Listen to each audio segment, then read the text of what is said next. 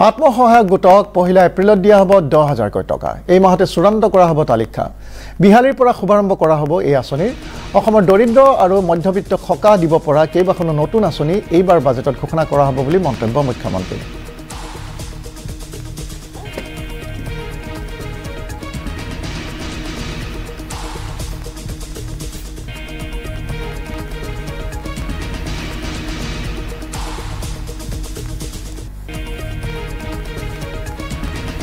আত্মসহায়ক গোটক 1 এপ্ৰিলত দিয়া হ'ব 10,000 টকা।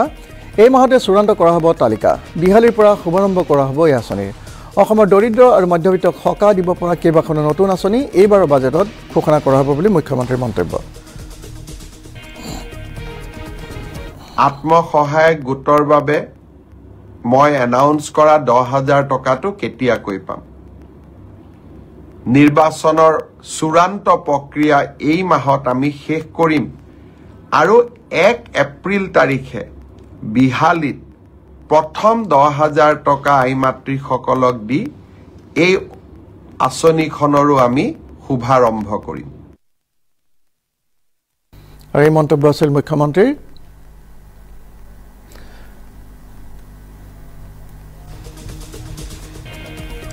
আৰু বিষয়ে আমাক অধিক জনাব বিহালীৰ পৰা আমাৰ সিনিয়ৰ ব্যুৰ চিফ হেমন্ত শইকীয়াই।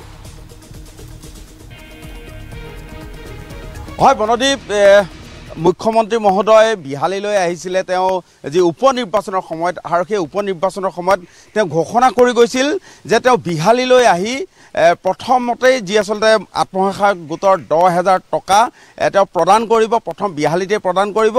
আৰু ইয়াৰ পিছত কালি তেওঁ ঘোষণা কৰিলে যে 1 এপ্ৰিলত তেওঁ বিহালীলৈ আহিব আৰু বিহালীতে এই আঁচনিৰ শুভাৰম্ভ কৰিব। মই দেখুৱাইছোঁ বিহালী সমষ্টিৰ একাংশ মহিলাক আপোনালোকক দেখুৱাইছোঁ।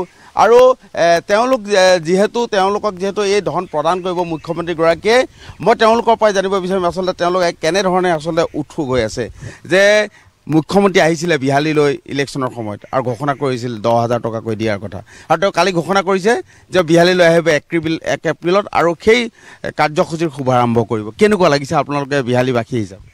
এনেই আমাকতো ভালে লাগিছে মুখ্যমন্ত্ৰীয়ে কোৱা কথাষাৰ শুনি, কিন্তু আগৰ পৰাই দিমকে ইমান দিন ৰখাই আছে, মানুহবিলাকে পামকে আছে, কিন্তু আশাতে যাব নেকি? কিন্তু কালি নিউজ শুনাৰ মতে 1 এপ্ৰিল ঘোষণা কৰিছে, দিব বুলি এতিয়া আশাবাদী আছোঁ আমি।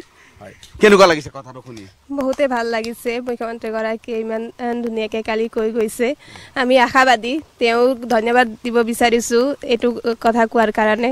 1 এপ্ৰিলৰ পৰা দিম বুলি তাই কৈছে যেতিয়া। হয় হয়, বহুতে ভালে লাগিছে।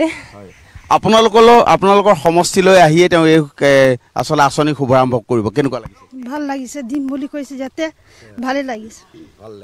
হয়, মই আৰু মহিলা আছে, কেনেকুৱা? ভাল লাগিছে, যদি দিম বুলি কৈছে তেওঁ দিবই। আৰু যে আজিলৈকে যিমান কাম কৰিম বুলি কৈছে কৰিছে তেওঁ। ধন্যবাদ মুখ্যমন্ত্ৰীগৰাকীক। হয়, আপোনালোকৰ সমষ্টিলৈ আহিব আৰু 1 এপ্ৰিলত এই কাৰ্যসূচী আঁচনি শুভাৰম্ভ কৰিব। তেখেতে দিম বুলি আশা আগবঢ়াইছিলে, দিব। চবৰ কাৰণে ভাল কাম কৰি আছে, আগবঢ়াই আছে, কিছু কামত পিছ পৰোৱা নাই, সেইটোতে আমি খুব সুখী। বিহালীবাসী হিচাপে কেনেকুৱা লাগিছে? বহুত ধন্যবাদ। আৰু আপোনালোকৰ সমষ্টিতে আচলতে আঁচনি শুভাৰম্ভ কৰিব মুখ্যমন্ত্ৰীয়ে ইলেকশ্যনৰ আগত কৈ গৈছিলে আৰু 1 এপ্ৰিলত নিজে আহি এই কাৰ্যসূচীৰ শুভাৰম্ভ কৰিব। আমি সেইটোত বহুত ধন্যবাদ দিছোঁ মুখ্যমন্ত্ৰীগৰাকীক। কিন্তু তেওঁ আগৰ পৰা যেতিয়া মুখ্যমন্ত্ৰী হৈ আহিল আমাৰ অসমত, কিন্তু তেওঁ যি কথা দিম বুলি কৈছে, যি কথা আশা দেখুৱাইছে, বেছিভাগ মহিলাসকলক বহুত আশা দিছে। বহুত আশা মাত্ৰ দিয়া নাই, তেওঁ হাতেও দিছে, কামেও দিছে। চাকৰি কৰাবিলাকক চাকৰিও দিছে, যোনে নম্বৰ উঠাব পাৰিছে তেওঁলোকক। যিটো আশা আঁচনিত দিম বুলি কৈছে সেইটো তেওঁ দি গৈছে। এইটোও কালিৰ শুনামতে কালিলৈকে ইমান আশা হেৰুৱাইছিল, কিন্তু কালিৰ পৰা পূৰা আশা হ'ল 1 এপ্ৰিলত মুখ্যমন্ত্ৰীগৰাকীয়ে দিব। তেওঁক বহুত ধন্যবাদ। আমাৰ বিহালীবাসীৰ পৰা তেওঁক বহুত ধন্যবাদ। হয়, এই 10,000 টকাৰ আচলতে যথেষ্ট সহায় হ'ব মহিলা, যথেষ্ট সহায় হ'ব মহিলাসকলৰ।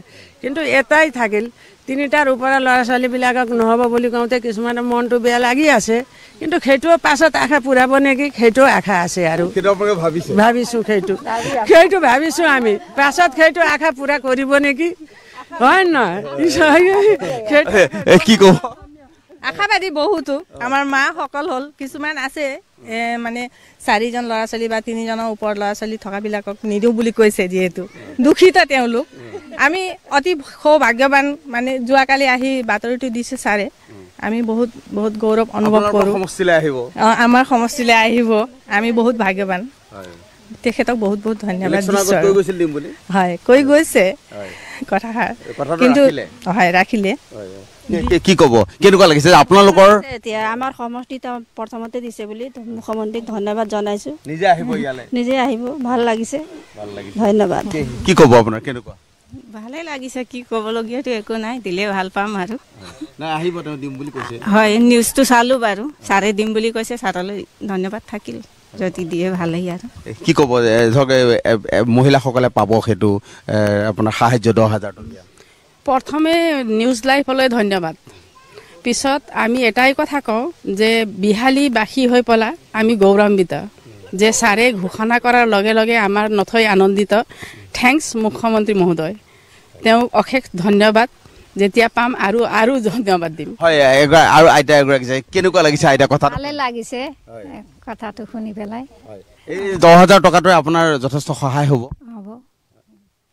কি কৰিম বুলি ভাবিছে কৰিম আৰু কিবা কিবি এতিয়াতো পোৱাই নাই একো পালেহে কি কৰিম তেতিয়াহে ভাল লাগিছে আচলতে এইকেইগৰাকী মহিলা বিহালী সমষ্টিৰ আৰু তেওঁলোকে মুখ্যমন্ত্ৰীগৰাকী 1 এপ্ৰিলত বিহালীলৈ আহি যি আচলতে ঘোষণা কৰিছে যে এই 10,000 টকাৰ আত্মসহায়ক গোটৰ সদস্যসকলক দিয়াৰ যি আচলতে আঁচনি তেওঁ ঘোষণা কৰিছে আৰু নিজে তেওঁ এই আঁচনি শুভাৰম্ভ কৰিব বিহালীলৈ আহি আৰু সেই কথাত বিহালীৰ মহিলাসকল যথেষ্ট উৎফুল্লিত হৈ পৰা পৰিলক্ষিত হৈছে ধন্যবাদ জনাইছোঁ হেমন্ত শইকীয়া